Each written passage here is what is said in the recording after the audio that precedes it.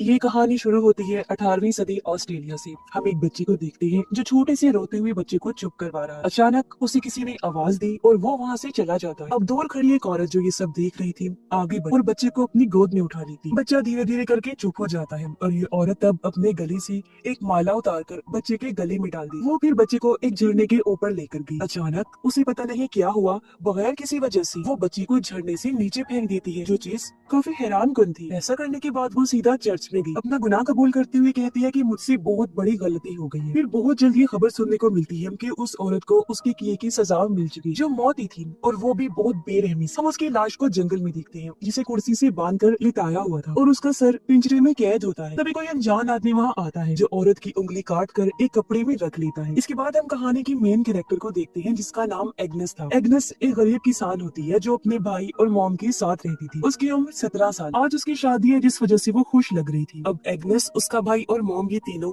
अपना सामान एक मालगाड़ी में रख के दूसरे गांव जा रही होती है। ये सब कुछ उसके होने वाले हस्बैंड के लिए हो रहा था। ये लोग जब उसके घर पहुंचे तो पता चला कि शादी की तैयारियां तो अरोज पर है। एग्नेस की शादी जिस आदमी से हो रही थी उसका नाम वुल्फ होता है। गांव वाली खुशी से एग्नेस को अपने हाथों पर उठा लेते हैं, जिससे उसे भी काफी खुशी हुई। अब वुल्फ की मॉम एग्नेस को एक एप्रन पहनाती है, जिसके बाद उसके हाथ में एक बच्चे जैसा पुतला पकड़ा दिया जाता है, जो देख एग्नेस समेत सभी काफी खुश नजर आते हैं। दरअसल ये करके उसे समझाने की कोशिश की जा रही थी कि शादी के बाद वो अच्छी वाइफ बने, अपने घर के सब काम कर सके, साथ ही उसे एक और जिम्मेदारी भी मिल जाएगी जो उसके बच्चे की होगी जब वो माँ बने। खैर उन दोनों की शादी हो जाती है और जब लोग जश्न मनाते हुए नाच गाना कर रहे थे तो वो एग्नेस को कहता है कि चलो मेरे साथ, मैं तुम्हें कुछ खास दिखाता हूँ। वो उसे सरप्राइज देना चाहता था। उसकी आंखों पर पट्टी बांधता है और उसे एक नए घर में लेकर आता है, जो देख एग्नेस हैरानी से कहती है, लेकिन मुझे तो लगा था मैं तुम्हारी माँ के साथ रहूंगी। वुल्फ जवाब देता है कि वो घर मेरे भाई को मिलेगा, जिस वजह से मैंने अपने जमा किए हुए पैसे और कुछ उधार पकड़कर ये घर खरीदा। एग्नेस ये सुनकर काफी फिक्रमंद हो जाती है।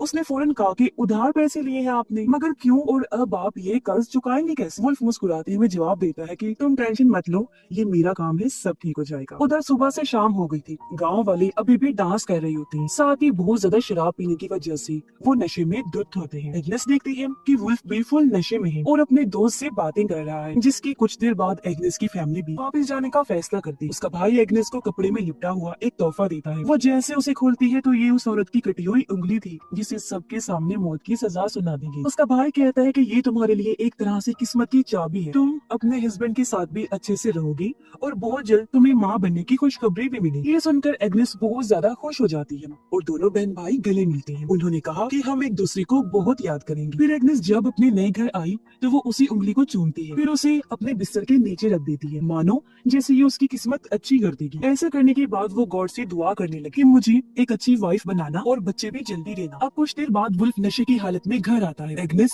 अच्छी बीवी की तरह उसके पास जाकर अच्छा टाइम गुजारने का सोचती है, लेकिन वो तो उल्टा उसे डांट कर चुपचाप सोने को कहकर खुद भी सो जाता है। अगली सुबह जब एग्नेस की आंख खुली तो उसने देखा कि वुल्फ बिस्तर पर नहीं है। वो पूरे घर में और अस्तबल में उसे ढूंढती है, लेकिन वो कहीं भी नहीं मिलता। अब एग्नेस तैयार होकर जंगल में चली जाती है। काफी देर तक वहाँ भटकने के बाद उसे एक पेड़ पर लगे कागज पर अजीब तरह के निशान दिखते हैं। ये उसी औरत के थे जिसने बच्चे को झरने से फेंक दिया था और अब उसकी मौत हो गई। यह देखकर एग्नेस को काफी बुरा महसूस होता है। वो जब आगे बढ़ी तो उसे औरत की लाश भी दिख जाती है, जो अभी तक कुर्सी से बंधी हुई है और उसका सर काट कर साइड पर रखा हुआ है, जो पिंजरे में कैद है। जो देख उसका दिल बैठ जाता है। फिर अब थोड़ा और आगे बढ़ने पर एग्नेस वुल्फ को ढूंढ लेती है, जो अपनी माँ और गाँव वालों के साथ तालाब में मछलियाँ पकड़ रहा होता है। वुल्फ की माँ उसे कहती है, आ जाओ लड़की, काम पर लगो। एग्नेस काम करने की बहुत कोशिश करती है, पर क्योंकि पहले उसने इस तरह का काम नहीं किया होता, इसीलिए उसे बड़ी मुश्किल पेश आती। तभी चर्च की घंटी बजने लगी, जो सुनकर एग्नेस घुटनों के बल बैठ जाती है और दुआ मांगने लगी। उसे इस तरह देखकर वुल्फ की माँ चिढ़ जाती है, कहने लगी, बस करो, सारी प्रेयर्स क्या आज ही करोगी? इतनी दुआ काफी है और काम पर लगो।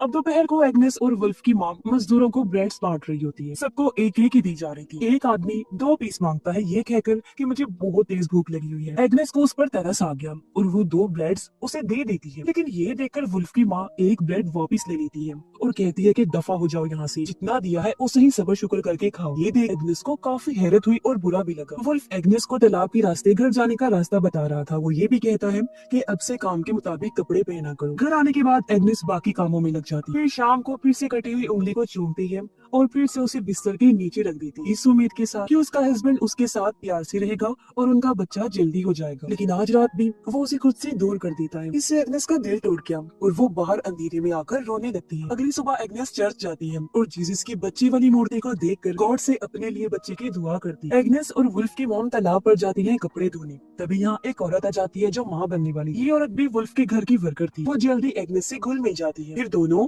जंगल में जाती है आराम करने के लिए, लेकिन उनकी वहाँ आंख लग जाती है। एग्नेस की जब आंख खुली तो उसे एहसास हुआ कि मैं काफी टाइम से सो रही हूँ। वो औरत भी वहाँ से जा चुकी थी, इसलिए एग्नेस भी जल्दी से उठकर घर की तरफ चल दी थी। वहाँ पहुंचकर उसने देखा कि वुल्फ की मॉम खाना बना रही। वो पूछती है क्या मैं आपकी मदद करूँ? वुल्फ की मॉम गुस्से में मना कर देती है और पूछती है ये अब तक कहाँ थी? एग्नेस जवाब देती है चर्च गई। इस पर वुल्फ की मॉम उसे ताना देते हुए कहती है कि तुम बेशक जितनी मर्जी दुआएं करो, लेकिन गॉड उस औरत का साथ कभी नहीं देते जो अपने हस्बैंड का ख्याल नहीं करती और उसे टाइम से खाना बना के नहीं देती। वुल्फ की माँ ये भी कहती है कि तुमने जो पौधा रखा हुआ है बहुत बुरा है, गंदा है, पूरा घर ही इसकी वजह से गंदा लगता है, इसलिए बेहतर होगा इसे फेंक दो। अब उनके बर्ताव से एग्नेस को काफी बुरा फील हुआ। वो वुल्फ से पूछती है क्या तुम्हारी मॉम हर रोज आएंगी? उसने जवाब दिया पता नहीं। एग्नेस फिर पूछती है वो क्या मुझसे नफरत करती है? इस पर वुल्फ समझाता है कि ऐसी बात नहीं है, मेरी माँ बस थोड़ी सख्त है और गुस्सा हमारे खून में है। फिर आज रात भी वुल्फ एग्नेस से कोई बात किए बगैर ही सो जाता है, जिससे वो काफी उदास हो गई। सोचती है कि आखिर मैं ऐसा क्या करूं कि मेरा हस्बैंड मुझ में दिलचस्पी ले। वो घर के पीछे बने एक पुराने कमरे में जाती है जहाँ उसने अपना श्राइन बनाया हुआ था, यानी इबादत की जगह। वो गॉड से दुआ करती है। तब एक तितली उसके चेहरे पर आकर बैठ गई। एग्नेस इसे अपने लिए उम्मीद की किरण समझकर खुश हो जाती। फिर अगली सुबह वो जल्दी उठी, तालाब पर जाती है ताकि सबके आने से पहले वो मछलियाँ पकड़ ली, लेकिन वो बेचारी एक भी मछली नहीं पकड़ पाती, उल्टा कीचड़ में फंस जाती है जिससे निकल ही नहीं पा रही। तभी वुल्फ अपने वर्कर्स के साथ वहाँ जाता है जो एग्नेस को ऐसे देखकर परेशान हो गया। कहता है कि तुम्हें यहाँ नहीं आना चाहिए था क्योंकि ये बहुत खतरनाक कीचड़ है, यहाँ पर बहुत सारे लोगों की डूबने से मौत भी हो चुकी है। इस पर एग्नेस कहती है वो बस मैं अपनी कल खाना ना बनाने की गलती का बदला दे रही थी। वुल्फ फौरन उसे बाहर निकाल देता है ताकि मछलियाँ डरकर भाग न जाए। रात के टाइम कोई वुल्फ का दरवाजा खटखटाता है और उसे बताया गया कि तुम्हारे दोस्त के साथ बहुत बुरा हो गया है, इसीलिए वो फौरन देखने निकल पड़ता है। तभी एग्नेस भी पड़ोस में औरत की चीखों की आवाज सुनती है जिससे वो कांप उठी। लाइट लेकर पड़ोसन के घर चेक करने जाती है कि आखिर हुआ क्या है। वहाँ पहुंचकर उसने देखा कि वुल्फ की दोस्त के घर के बाहर बहुत सारे आदमी जमा हैं क्योंकि वुल्फ के दोस्त ने खुद को फांसी पर लटका कर अपनी जान ले ली। वो आदमी उसकी लाश को लेने आए और उसकी मॉम रो रही और आदमी उसे मिन्नतें कर रही थी कि प्लीज इसे मत लेकर जाओ, लेकिन कोई उसकी बात नहीं सुनता। वो उसकी लाश को एक कैरेज पर रखकर वहाँ से ले जाते हैं। ये सब देखकर एग्नेस काफी डर गई। वो सही में भी घर लौट आती है, दुआ करने लगी कि मैं हमेशा हर बुराई से बची रहूं। अगले दिन वहाँ पर फादर आए। वो कहते हैं कि वुल्फ के दोस्त की लाश को दफन नहीं करना क्योंकि अपनी जान लेना बहुत बड़ा गुनाह है। शुरुआत में जिस औरत ने बच्चे को झरने से फेंका था वो उसका अपना ही बच्चा था, लेकिन उसने तो अपना गुनाह कबूल कर लिया था तो उसे फिर भी तकरीबन माफ कर दिया गया। माफी भी किया कि दर्दनाक मौत तो फिर भी उसे दी गई, लेकिन क्योंकि उसने अपना गुनाह कबूल कर लिया था इसलिए उसकी आत्मा हेवन यानी जन्नत में जाएगी। और वुल्फ की दोस्त ने खुद अपनी जान लेकर इतना बड़ा गुनाह किया कि उसकी आत्मा गुम हो गई है और वो पक्का हेल यानी जहन्नुम में ही जाए। चर्च से बाहर आने के बाद एग्नेस देखती है कि वुल्फ के दोस्त की लाश को बाकी गुनाहगारों की लाशों के साथ सड़ने के लिए कूड़े में फेंक दिया है। अगले दिन एग्नेस जब खेतों में काम कर रही थी तो उसे फीमेल वाला मसला हो जाता है जिससे वो बेचारी मायूस होकर रोने लगती है क्योंकि उसने माँ बनने की दुआ की। दोपहर को एग्नेस जब रोटी बांट रही थी तो उसकी प्रेग्नेंट दोस्त कहती है कि एक और दे दो प्लीज क्योंकि मैं 2 जानों के लिए खा रही हूँ, अपने और होने वाले बच्चे के लिए। लेकिन क्योंकि वहाँ वुल्फ की माँ मौजूद थी इसलिए एग्नेस को मना करना पड़ता है। उसकी सास उसे और परेशान करने के लिए कहती है कि तू फिक्र ना कर उसके खाने की, उसे तो शुक्र अदा करना चाहिए कि उसे यहाँ काम पर रखा हुआ है। ये बात सुनकर एग्नेस को बहुत बुरा लगता है। उसे शदीद गुस्सा आया हुआ था, इसलिए घर लौटते हुए वो खुद को कांटे वाले पौधों से जख्मी कर लेती। इससे भी जब उसका मन नहीं भरा तो वो खुद को और तकलीफ पहुँचाने के लिए कांटेदार टहनी से अपनी जुबान को भी खुरचने लगती है जिससे उसका काफी खून बहने लगा और ये सीन काफी दिल दहला देने वाला था। ऐसा करने के बाद वो वहाँ रखी सरकटी औरत की लाश के साथ ही लेट जाती है और कुछ देर वहीं आराम करती है। रात को जब एग्नेस घर नहीं पहुंची तो वुल्फ की माँ उससे शिकायत करती है कि देखो तुम्हारी बीवी अभी तक घर नहीं आई, मुझे तो इस लड़की की बड़ी फिक्र लगी रहती है, ना तो टाइम से घर आती है, ना खाना सही से बनाती है और ना ही कोई काम ढंग से करती है, ना ही तुम्हारा ख्याल उसे रखा जाता है और ना ही बच्चा पैदा कर रही है। ये सुन वुल्फ कहता है माँ आप शांत हो जाए और एग्नेस को थोड़ा और टाइम दे, सब कुछ कर लेगी। उसकी माँ कहती है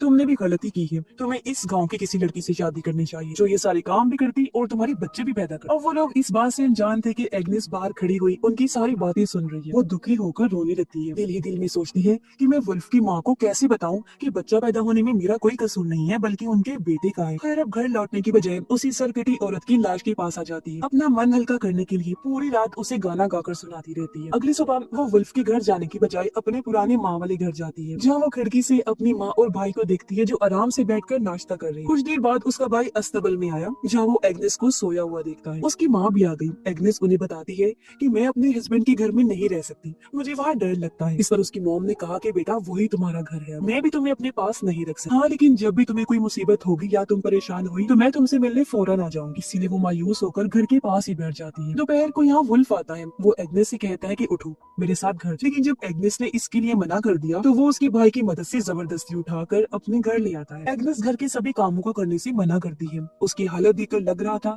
जैसे वो अंदर से टूट चुकी है। वो पूरा दिन या तो सोती रहती है या फिर दुआएं करती रहती है। उसकी सास काफी गुस्से में उसे कहती है, लड़की ये ड्रामे बंद करो और अपनी तबीयत ठीक करो। लेकिन एग्नेस, जिसके अंदर जीने की अब कोई उम्मीद नजर नहीं आ रही थी, कोई जवाब नहीं दी। वुल्फ की माँ उसके कपड़े बदलने लगी ताकि उसे डॉक्टर के पास लेकर जाए। तब गुस्से में वो कपड़े छीनकर खुद पहनती है। फिर चेकअप करवाने की बात अकेले ही घर की तरफ जाने लगती है। तभी उसे रास्ते में एक अनजान छोटा सा बच्चा मिलता है, जिसे देखकर वो काफी खुश हो गई। फौरन उसे गोद में उठा लेती है। वो सोचती है कि मेरी दुआ कबूल हो गई है और ये गॉड की तरफ से मेरे लिए गिफ्ट है। वो उसे लेकर घर आ जाती है, मगर वुल्फ की माँ को काफी गुस्सा आ जाता है। उसने कहा कि इस बच्चे को तुम वापस वहीं छोड़कर आओ जहाँ से लेकर आई हो। इसके माँ बाप इसे ढूंढ रहे हो। अब उस बेचारी के पास बात मानने के अलावा और कोई रास्ता नहीं था, इसीलिए वो बच्चे को वहीं छोड़ आती। उसे यकीन होता है कि उसके माँ बाप जरूर आएंगे। फिर घर आकर वो बच्चे के लिए खूब दुआएं करती। जैसे ही रात हुई, वुल्फ गांव वालों के साथ मौज मस्ती करने और शराब पीने में मगन होता है। उसे अपनी बीवी की जरा परवाह नहीं थी, जो डिप्रेशन में डूबी हुई थी, अपने बिस्तर पर लेटी हुई। एक बार फिर वो कटी हुई उंगली निकालती है, उसका खून चाट कर गॉड से दुआएं करने लगती है। अब कुछ ही देर बाद वो कांपते हुए नीचे गिर गई और उसे ऐसे ख्याल नजर आने लगते हैं जिनका हकीकत से कोई ताल्लुक ही नहीं होता। फिर जैसे ही उसकी आंख लगी, उसे एक ख्याल नजर आया। वो मिट्टी खोदती है, जमीन में गड़ी हुई उसे अपनी लाश मिलती है, जिससे वो समझ गई कि मुझे दफना दिया गया है। फिर अचानक ही उसकी आंख खुल गई। उसने देखा कि वुल्फ उसका गला पकड़ के खड़ा है। वो तंग आ चुका है और उसे समझ नहीं आ रही कि वो एग्नेस के साथ क्या करे। फिर अपने गुस्से पर कंट्रोल करके वो कमरे से बाहर चला जाता है। अब काफी टाइम के बाद वो वापस आया। एग्नेस की हालत देखकर सोचता है कि इसे फिर से डॉक्टर के पास लेकर जाना चाहिए, लेकिन एग्नेस उसे कहती है कि इसकी जरूरत नहीं, क्योंकि मेरा टाइम आ चुका है। तुम बस फादर या प्रीस्ट को बुला लो ताकि मैं अपने गुनाह कबूल कर सकूं। ये सुन वुल्फ काफी परेशान हो गया और फौरन वहाँ से बाहर निकल पड़ता है। कुछ देर के बाद वो वापस आया। एग्नेस को बताता है कि फादर घर पर नहीं है और अब उनसे कल ही मुलाकात हो। एग्नेस को काफी फिक्र होने लगी कि कहीं ऐसा ना हो कि मैं अपने गुनाह कबूल किए बगैर ही मर जाऊं और मेरी आत्मा हेल में जाए। वो सच बताती है कि हाँ, मैंने चूहे मारने वाला जहर खाया। ये सुन वुल्फ बहुत घबरा जाता है और उसे उल्टी करने पर मजबूर करता है। खुशकिस्मती से ठीक टाइम पर जहर उसके अंदर से निकाल देता है। कुछ टाइम के बाद वुल्फ की माँ वहाँ आती है। उसने देखा कि एग्नेस जिंदा तो है लेकिन बहुत कमजोर हो गई है, इसीलिए वो एग्नेस की मदद करते हुए उसे कपड़े पहनाती है और वुल्फ उसे उठाकर उसकी माँ के घर ले जाता है। वो एग्नेस की माँ अपनी सास को बताता है कि इसने चूहे मारने वाला जहर खाया है और मेरा मानना है कि इस पर किसी शैतान का साया है। मुझे लगता है कि इसका यहाँ रहना जरूरी है, सुकून से अपनी माँ के घर, बजाय इसकी कि वो जबरदस्ती मेरे घर में रहे। जिसके बाद वो अपनी वाइफ को अलविदा कहकर वहाँ से चला जाता। अगली सुबह हम देखते हैं कि एग्नेस पहले से बेहतर हो गई है और अपने कमरे की साफ सफाई करती है। फिर तैयार होकर अपने घर वालों को अलविदा कहकर घर से निकल जाती है। वो जंगल में पहुंची, जहाँ उसे बच्चों का एक ग्रुप नजर आया जो खेल रहे थे। एक बच्चे से पूछती है, क्या तुम मुझे यहाँ के श्राइन के बारे में बता सकते हो, मैं तुम्हें पैसे दूँ। बच्चा इसके लिए मान गया और जब ये दोनों श्राइन तक पहुँचे तो एग्नेस उसे कहती है कि तुम भी मेरे साथ दुआ करो। बच्चा मान गया और ये दोनों श्राइन के अंदर जाकर दुआ करने लगती है। लेकिन अब अचानक एग्नेस लड़की की गर्दन में चाकू घुसा देती है, जिससे वो जख्मी होकर नीचे गिर गया। एग्नेस उसे पकड़ लेती है। बच्चा गिड़गिड़ाता है, प्लीज मुझे मत मारो, लेकिन वो कई बार चाकू से वार करके उसकी जान ले लेती। फिर उसकी लाश को देखकर कहती है, अब तुम गुनाह नहीं करोगे, तुम बच्चे भी थे, इसलिए गॉड की नजर में तुम एक फरिश्ता बन जाओ। फिर वो चर्च गई। अगले दिन फादर से मिलने की बात करती है। रात में वो अपने बाल काट लेती है और अगले दिन फादर के सामने अपने सभी गुनाहों को कबूल करने लगी कि मैं सबसे पहले अपने हस्बैंड को खुश नहीं कर सकी। फिर मैंने अपनी सास के बारे में उल्टा सीधा सोचा, अस्तबल के जानवरों की भी देखभाल नहीं कर सकी और कोई काम ठीक से ना करके अपने इन लोगों पर मुसीबत लाई। आगे वो कहती है, मैंने एक अच्छी बीवी बनने की बहुत कोशिश, लेकिन मैं नाकाम रही और मैंने यही सोचकर चूहे वाला जहर खा लिया था कि कोई मेरी मदद नहीं कर सकता। इनके अलावा मैंने एक और बड़ा गुनाह किया, मैंने एक बच्चे को मार दिया, ऐसा मैंने इसलिए किया कि शायद वो बच्चा गुनाह नहीं करेगा और मेरी आत्मा को भी सुकून मिल जाएगा। ये सब बताते हुए एग्नेस रो रही थी और अब वो गिड़गिड़ाते हुए गॉड से दुआ करती है कि प्लीज मुझे हेल में मत भेजना, मैं माफी मांग रही हूँ तो इसे कबूल कर लीजिए। उसकी पूरी बात सुनकर फादर फैसला करते हैं कि इसके गुनाहों को पाक करें। उन्होंने एग्नेस को कहा कि गॉड ने तुम्हें माफ कर दिया है, जो सुनकर एग्नेस को बहुत सुकून मिलता है। वो एक साथ हंसने और रोने लगती, जैसे उसके दिल से कोई बहुत बड़ा बोझ उतर गया हो। फिर अगले दिन लोग पेड़ों पर उसके गुनाहों की तस्वीरें भी लगाते, जैसे वो पहले भी करते थे। एग्नेस को फिर जानवरों की खाल पहनाकर रेडी पर डालकर पूरे गांव में फिराया जाता है। फिर उसे वहां ले आए जहां उसे मौत की घाट उतारा जाना। उसे एक कुर्सी पर बिठाकर चेहरे पर मास्क डाल दिया जाता है। इन लोगों में वुल्फ भी था, जो काफी दुखी नजर आता है, रो रहा था। एग्नेस इस चीज को कबूल करते हुए एक धीमा पुरसकून सा गाना गाने लगती है, जिसके बाद ही उसका सर काट दिया गया। अब वहाँ खड़े लोगों का मूड अचानक से बदल गया, वो सब खुश होने लगते। फिर एग्नेस की गर्दन से निकलने वाला खून एक बाल्टी में जमा किया जाता है और लोग पैसे दे देकर अपने कप्स और ग्लास को भरने लगते ताकि पी सके, क्योंकि उनका मानना था कि उसने अपने गुनाहों को कबूल किया, उसकी दुआ और माफी कबूल हुई, इसलिए उसका खून प्योर है, पाक है और उसका खून उनकी जिंदगी में खुशहाली लाएगा और अच्छी किस्मत देगा। अब गांव वाले खुशी से झूम उठे, नाचने लगते, जबकि एग्नेस का सर एक पेड़ पर लटका दिया जाता है और एग्नेस की कहानी के खात्मे के साथ ही ये फिल्म भी इधर ही खत्म हो जाती है।